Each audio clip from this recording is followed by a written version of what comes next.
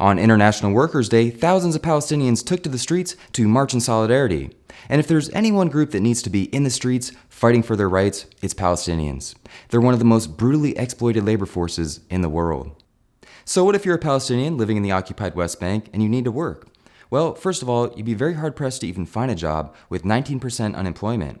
And many of the jobs that exist pay starvation wages. This circumstance was created by Israel's occupation and stranglehold of the West Bank, where seizure of valuable land and resources, as well as numerous barriers and obstacles, make a viable economy in the West Bank impossible. So many Palestinians are forced to find work inside of Israel and even Israeli settlements that is extremely exploitative. So not only do Palestinians have their land and freedom stolen by Israel, but they are then forced to work for their oppressors, like slaves, in absolutely horrid conditions. For Palestinians that want to work in Israel, they must get a permit, which is very costly and restrictive. Most are employed in construction and depend on labor brokers who take a significant cut of their pay, reaching up to 40%.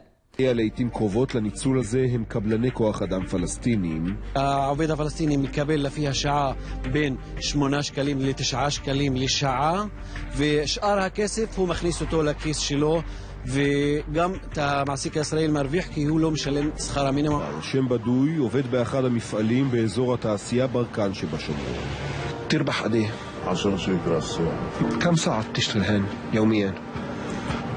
يعني أغلب الأيام من 7 ل7 يعني 12 ساعة يعني بعد يوم من 7 ل7 بتجيب قد ايه؟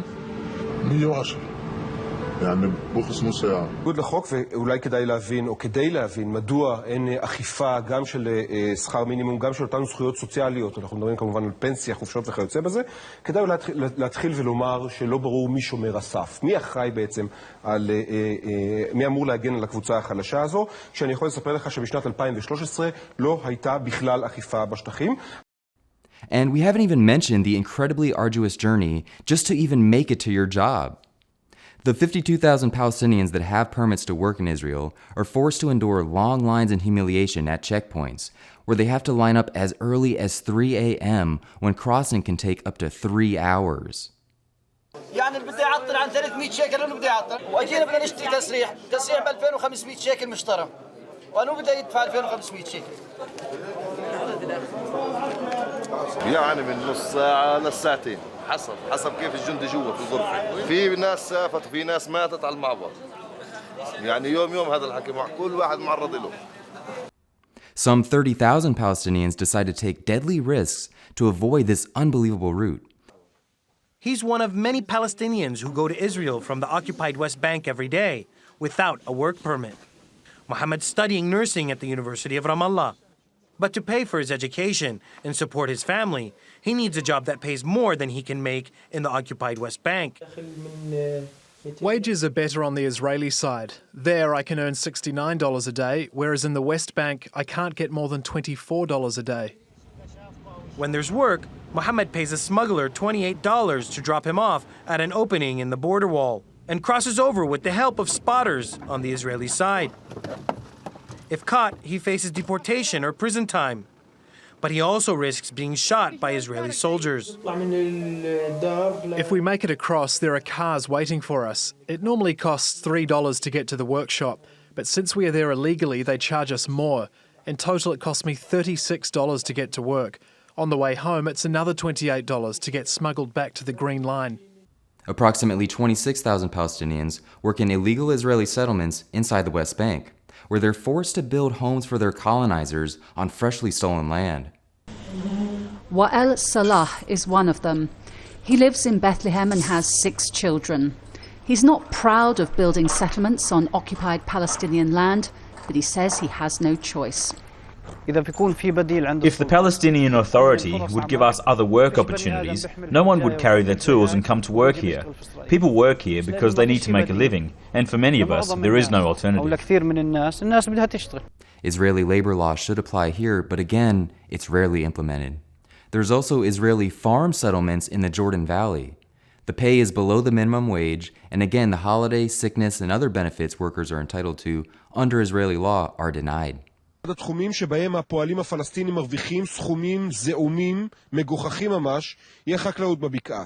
כשאין אלטרנטיבה עובדים עבודה קשה בשיא החום, גם בעבור הסכום הכמעט לא יאומן של 8 שקלים לשעה. נחשפת מציאות עגומה של עובדים המתארים עצמם כעבדים.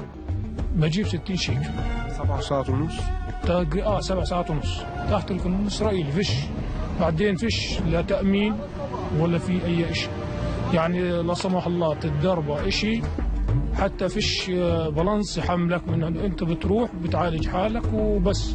את סמירה פגשנו בביתה לאחר יום עבודה מפרך.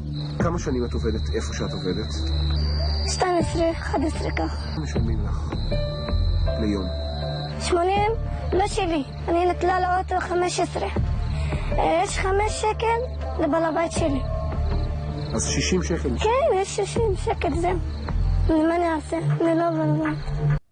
Israel has intentionally set up this slave-like relationship to use Palestinian labor rather than bringing in migrants from other nations.